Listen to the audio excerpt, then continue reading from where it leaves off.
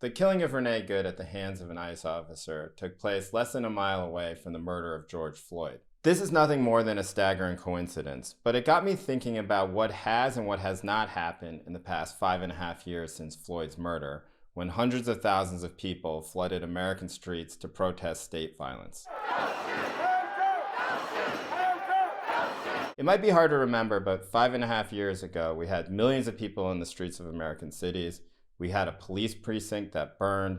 We had Congress people kneeling at the Capitol in solidarity with the protesters. And overall, throughout the country, there was a sense that perhaps this was the protest that actually mattered.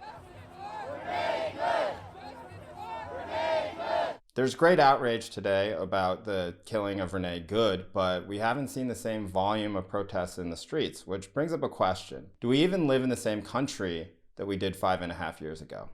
Now, there are many reasons why this might have happened. The first is the weather. Protests tend to be much bigger in the summer, and it's winter in Minneapolis right now. The second reason might be that protests require some sort of activist infrastructure, people to organize and get people out in the streets. And it could be that a lot of the people who used to live in Minneapolis who did this work have moved on. And the third reason, and the one that I am most concerned about, is that people might be wondering if these modern protests do anything at all.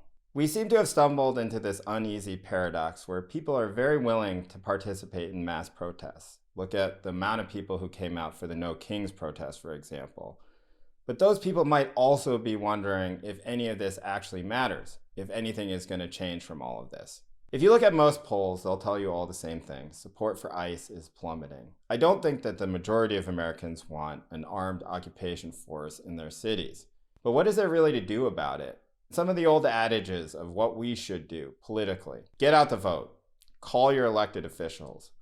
All those might be ringing quite hollow to a lot of Americans right now. There's no amount of magical messaging or political wizardry that's going to change any of this, but we just have to go with what we know and hope that it gets better this time. What other choice do we have?